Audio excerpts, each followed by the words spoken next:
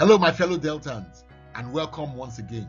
My name is Kawari Bie Kennedy Pella, simply known as Ken Pella, and I serve as the initiator and lead visionary of the Vision Better Delta movement. You are now watching part 2 of our stakeholder onboarding series. Before we begin, a quick reminder that this video is also a companion to Letter Out to Deltans number 3, our midterm report card on the Sheriff Oborevori administration. If you haven't read it yet, I strongly encourage you to do so because it provides the critical backdrop for this presentation and the citizen mandate behind it. As you'll see, the series is structured into 4 clear parts. In part 1, we explored why the Vision Better Delta movement exists, beginning with a sobering comparison between Delta and Dubai and grounding ourselves in the painful but necessary truth of missed opportunity and unfulfilled potential. Now we move into part 2, where we begin to unpack the what and the how of this movement, the strategy, the structure, and the citizen-driven engine that will power real transformation across Delta State. We define the vision, the movement, and the governance framework we are building. In part 3, we unveil the tools, our flagship programs and affiliated platforms. And in part 4, we break down the engine that will sustain this work, from funding to citizen engagement, and end with a bold, inclusive invitation to all Deltans. This is more than a presentation. It's a roadmap designed for impact and driven by citizens. In this section 2, we begin with the vision that drives this movement, a long-term structured response to decades of underperformance and a roadmap for real transformation rooted in inclusion, accountability, and productive opportunity. At the heart of the Vision Better Delta movement is one big idea that transformation, real lasting transformation, must be rooted in more than just projects and pronouncements. It must be grounded in principle. We believe Delta State must be rebuilt from the ground up on 3 unshakable pillars. The first pillar is that of righteousness, simply doing the right thing, because without values, governance becomes a marketplace of impunity, like we see across Nigeria. The second pillar is that of harmony, because peace, inclusion, and social cohesion are the foundation for any meaningful progress. And the third is that of prosperity. Prosperity not for the few, but for all, through jobs, enterprise, and opportunity in every community. This is not just another policy document. It's a framework of values. It's a moral and strategic blueprint for how we rise as a people. This is how we rebuild Delta and we reclaim our future. Now, we have one big audacious goal that by 2039, Delta would have become one of Africa's most transparent, competitive, and inclusive subnational economies. This vision rests on 2 foundations: that citizens actively drive change, and the second, that government is accountable to public interests. It reflects the belief that values, leadership, and consistent effort can transform a state from within. Everything we do rests on 3 principles. The righteousness principle would ensure that governance earns trust. The harmony principle will ensure that inclusion builds stability. And the prosperity principle will ensure that growth improves lives. These are his slogans.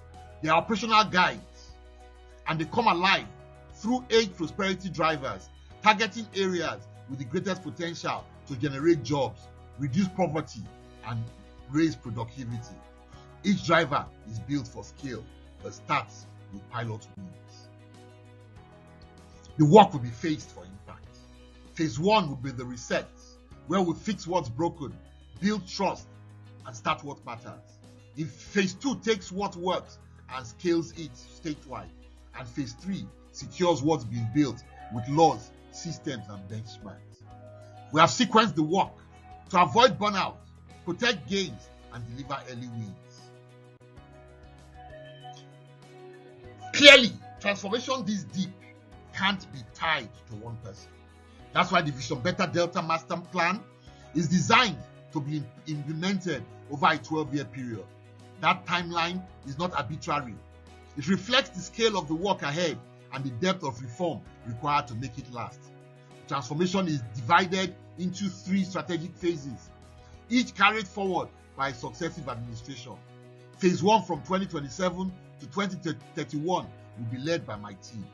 The focus is on building the foundation legally, institutionally, and technically. We will pilot infrastructure projects, activate planning frameworks from the new cities, and initiate reforms across governance, finance, and workforce systems. This is where we set the tone and the direction, and this is where we will ensure that we will provide power 24/7 across Delta by the end of my tenure. Phase 2 from 2031 to 2035 will be led by a successor government. Their task will be to expand and integrate. What begins as pilots must become working systems across all LGAs. Value chains will take shape. More citizens will have access to opportunity and services. This is where scale and consistency matter. Part 3 from 2035 to 2039 will be led by a second successor team. Their job will be to secure what has been built through law, through standards, and through clear metrics.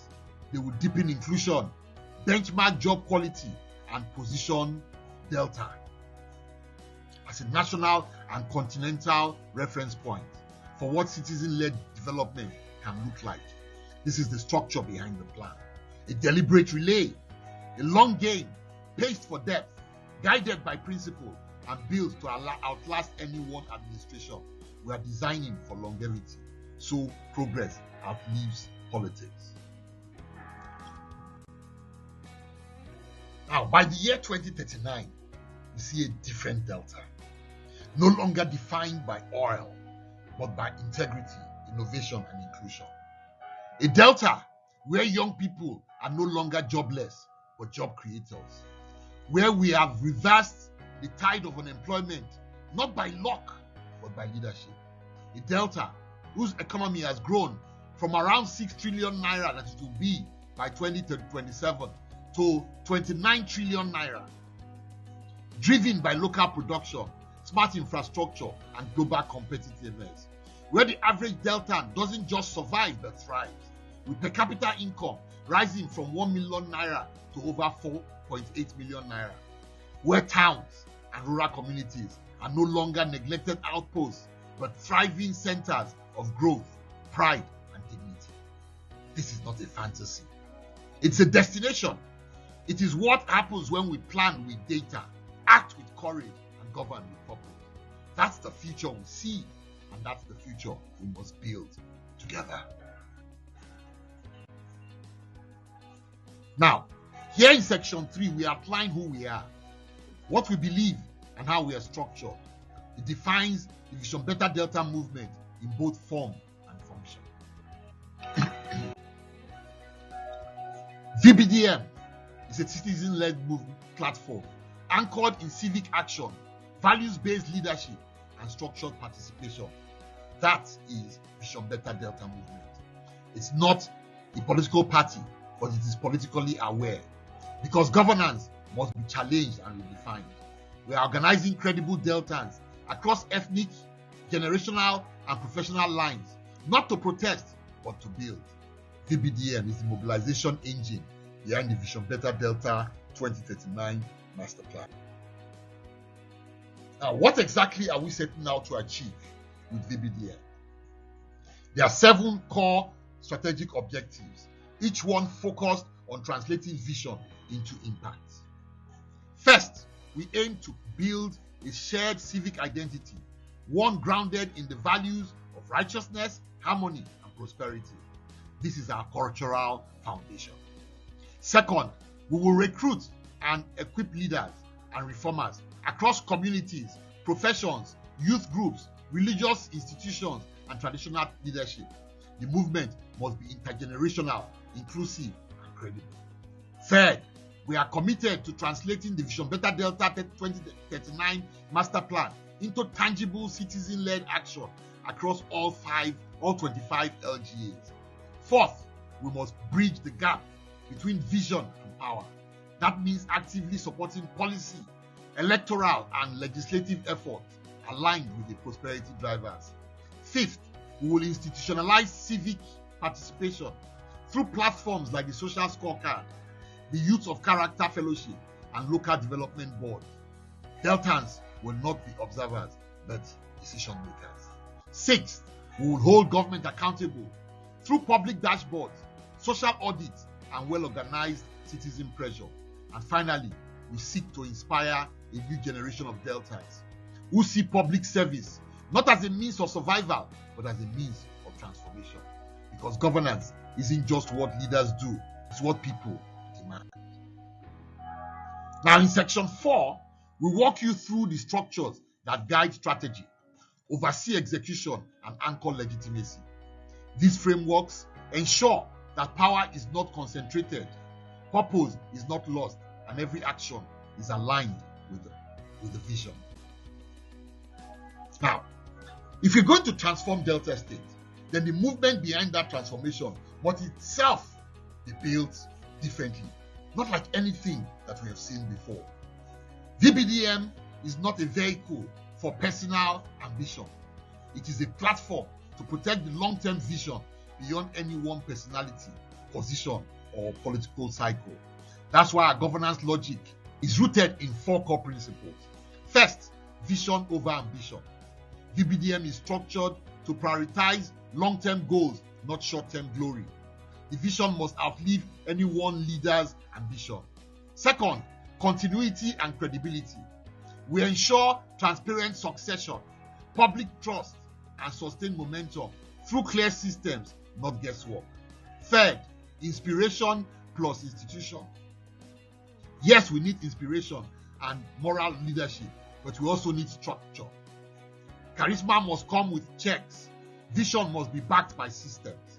Fourth, functional separation.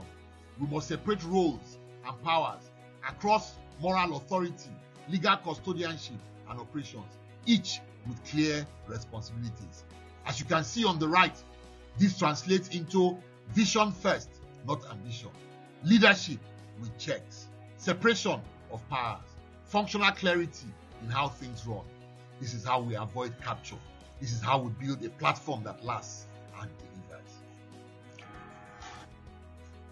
Now, the movement's moral leadership includes respected national figures whose credibility transcends politics.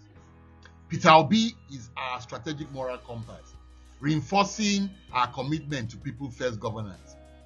And Professor Patutomi is our honorary patron, bringing decades of moral experience and intellectual grounding.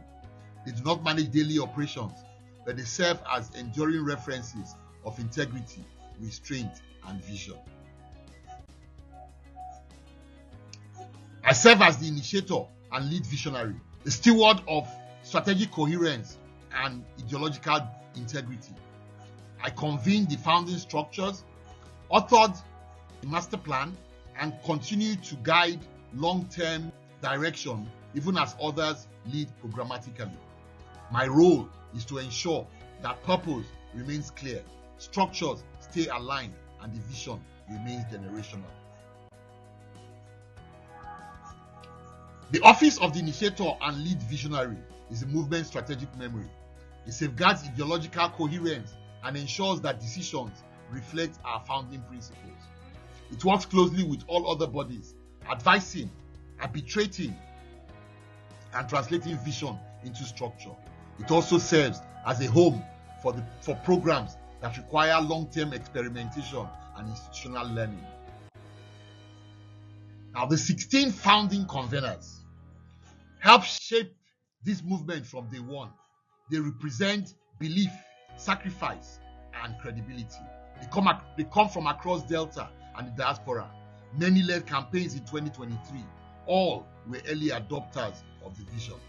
They remain anchors of stewardship and carry the movement's initial fire and mentoring new leadership.